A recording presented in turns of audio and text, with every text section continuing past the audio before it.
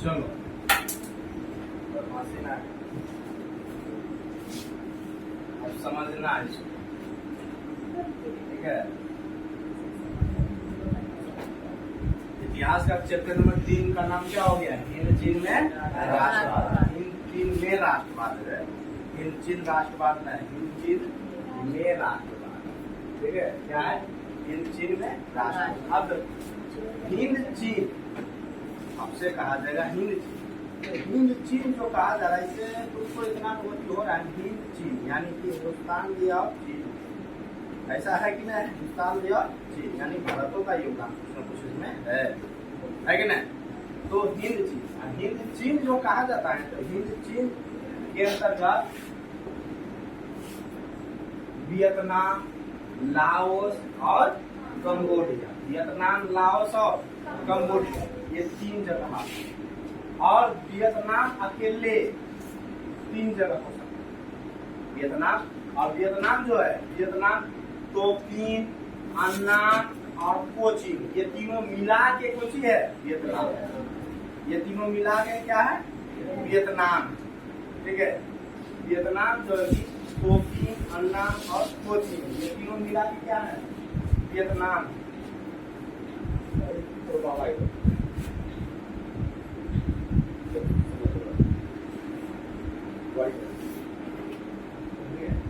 Vietnam, तोकिन, अन्नाम और कोचिन, तोकिन, अन्नाम और कोचिन, ये तीनों मिला के क्या है? वियतनाम। ये तीनों मिला के क्या है? वियतनाम है। और हिंद चीन जो है वियतनाम, लाओस और कंबोडिया, ये तीनों मिला के क्या है? हिंद चीन। ये तीनों मिला क्या है? हिंद चीन, ठीक है। इस चीज समझ लेना।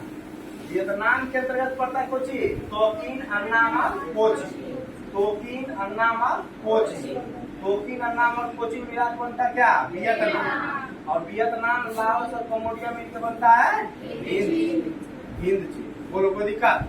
चलिए अब फिगर समझना। देखो यही हमारा है तोकिन, ये मेरा है अन्नाम, आई क्या है? कोचिन। तोकिन, अन्नाम और कोचिन, ये तीनों ही, ये जो तीनों है, ये तीनों ही हमारा क्या है? वियतनाम। क्या है? वियतनाम। यही क्या है? वियतनाम। और ये जो है कंबोडिया, और क्या है? लाओस। और वियतनाम, कंबोडिया और लाओस, ये तीनों मिला के कहलाता है, क्या कहलाता है? हिंद। क्या कहलाता है? हिंद। और तोकिन, अन्नाम और कोची, तोकिन, अन्नाम और कोची, ये तीनों मिला के क्या बनता है? वियतनाम। ये तीनों मिला के वियतनाम। और कंबोडिया, वियतनाम और लाओस, ये तीनों मिलकर क्या बनता है? हिंद। बोलो यहाँ पे किसी को दिक्कत? तो दिक्कत है यहाँ पर? नहीं। अब देखो ये जो हमारा है कंबोडिया, ये जो है कंबोडिया, और ये जो है लाओस, कंबोडिया और लाओस, ये दोनों पर जो है ना, ये दोनों जो है, ये दोनों पर भारत का प्रभाव, किसका प्रभाव है? भारत का प्रभाव, ठीक है। भारत का प्रभाव यानी कि कंबोडिया और लाओस, कंबोडिया और लाओस पर जो प्रभाव किसका है? भारत का। और इस पे कोचिन, अन्नाम और तोकिन, ये जो है यानी कि वियतनाम, इस पर जो है वो है चीन का प्रभाव। किसका प्रभाव है? चीन का प्रभाव, ठीक है। किसका प्रभाव है? चीन का। तोकिन, अन्नाम और कोचिन सब मिला के कहा जाए तो वियतनाम। किस पे किसका प्रभाव? इस पे चीन। किसका? चीन का। लेकिन कंबोडिया और लाओस, इस पे किसका प्रभाव? भारत का। तो भारत को कहा जाता है हिंद, हिंदुस्तान कहा जाता है, किन्हें कहा जाता है? हिंद कहा जाता है, किन्हें कहा जाता है? तो हिंद और चीन, तो हिंद चीन में इसीलिए राष्ट्रवाद क्षेत्र का नाम रखा है, हिंद चीन में राष्ट्रवाद इसीलिए रखा गया, ठीक है। चलिए अब हिंद चीन की अगर बात करें तो पूरे के पूरे हिंद चीन का, पूरे के पूरे हिंद चीन का जो क्षेत्रफल है वो कितना है? 3 लाख वर्ग किलोमीटर है। हिंद चीन का जो क्षेत्रफल है वो कितना है 3 वर्ग किलोमीटर। और ग्राम से सबसे पहले अगर वियतनाम को अगर समझा जाता है तो यह दक्षिण पूर्व एशिया में है। कहाँ है? दक्षिण पूर्व एशिया में है। और वियतनाम सिर्फ अकेले वियतनाम का जो क्षेत्रफल है वो 2.81 लाख वर्ग किलोमीटर। सब मिला के हिंद चीन का जो है हिंद चीन का जो क्षेत्रफल कितना है 3 लाख। और 3 लाख में अकेले जो वियतनाम का है वो 2.81 लाख। सबसे बड़ा यह है कि नहीं है वियतनाम। चलिए ओकर बात हो रहा यह फ्रांस का उपनिवेश था। वियतनाम जो था फ्रांस का उपनिवेश किसी पता तो पता था। कोई बड़का सम्राट बड़का सा शक्तिशाली देश छोटा से देश पे शासन अपना करता था, है कि नहीं? जैसे अंग्रेज हमारा ब्रिटिश शासन हम लोग पे शासन करता था तो हम लोग क्या थे ब्रिटिश शासन उपनिवेश थे, है ना? तो एकरा पे जो है ना वियतनाम पे जो है फ्रांस का उपनिवेश था। किसका था? फ्रांस। यानी फ्रांस क्या करता था शासन करता था किस पे वियतनाम पे। किस पे? वियतनाम। तो वियतनाम पे करते थे तो मतलब कि तोकिन अन्नाम और कोचीन पर करते है कि नहीं? चलिए आगे कह रहा 1945 में वियतनाम आजाद क्या हो गया? आजाद हो गया। और वियतनाम को आजादी दिलाने में सबसे बड़ा योगदान अगर किसी व्यक्ति का रहा तो उसका नाम था हो ची मिन्ह।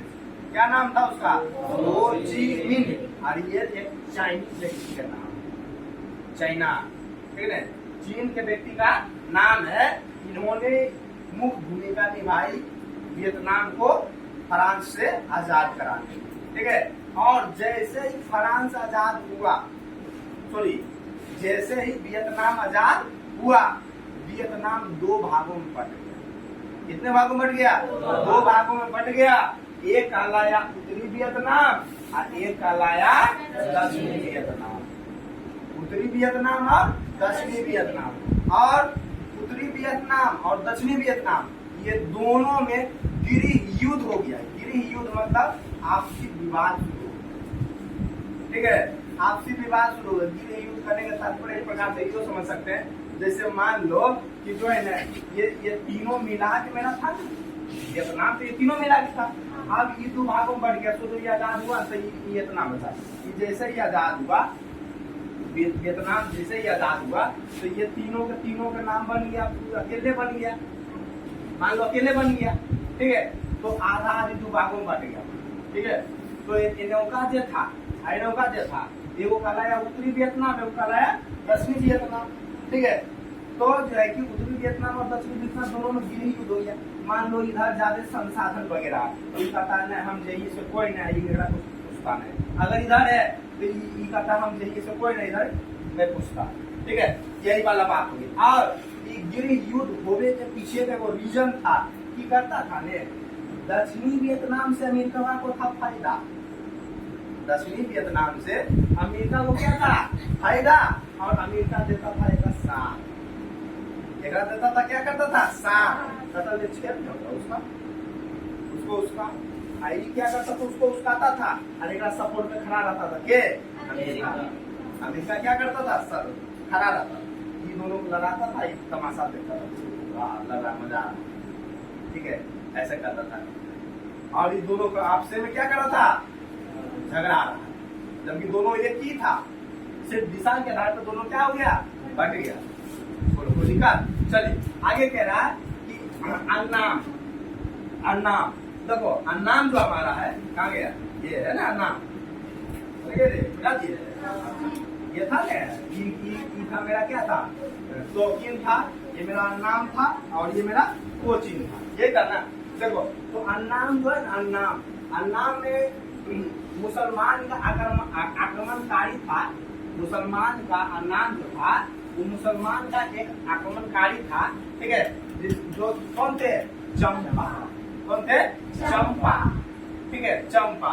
और 200 ईस्वी में बना था। कब बना था? 200 ईस्वी में चंपा। और चंपा जो था ना मुसलमान का आक्रमणकारी था और उसका जो नाम था वो क्या था? कुबई खान। क्या नाम था उसका? उबई खान। और एकदम पागल पड़ता, क्या था एकदम पागल। ठीक है, चलिए आगे बोला कंबोडिया। कंबोडिया जो है कि ऑब्जेक्टिव में पूछा जाता है, चंपा का पूछा जाता कौन सी मुसलमान आक्रमणकारी। ठीक है, देखो कंबोडिया। अब कंबोडिया किस लिए प्रसिद्ध है? तो विष्णु भगवान का मंदिर के लिए प्रसिद्ध है। किसके लिए? विष्णु भगवान के मंदिर के लिए प्रसिद्ध है। कौन? कंबोडिया। कौन है? कंबोडिया। और वो जो मंदिर है किसने बनवाया? वो जो बनवाया उसका नाम है सूर्यवर्धन द्वितीय। क्या नाम उसका? सूर्यवर्धन द्वितीय। और वो जो मंदिर है विष्णु भगवान के मंदिर वो मंदिर का नाम है अंकोर वाट का मंदिर। क्या नाम उसका? अंकोर वाट का मंदिर। ठीक है, मंदिर का नाम है अंकोर वाट का मंदिर। और मंदिर में कौन भगवान है? विष्णु भगवान। ये बनवाया सूर्यवर्धन द्वितीय। सूर्यवर्धन द्वितीय कहेगा आपसे अंकोर वाट का। अंकोर वाट का मंदिर किसने बनवाया? सूर्यवर्धन द्वितीय। ठीक है, अंकोर वाट का मंदिर में किस भगवान का मूर्ति है? विष्णु भगवान। इसको ध्यान रखो। ठीक है, चलिए आगे बोला हिंद चीन पर फ्रांस का कब्जा था। 1931 तक वियतनाम सबसे बड़ा तीसरा चावल का निर्यातक था। यानी कि 1931 तक जो है ना वियतनाम में बहुत चावल उपजता था और एक देश दूसरे देश तीसरे देश को क्या करता था?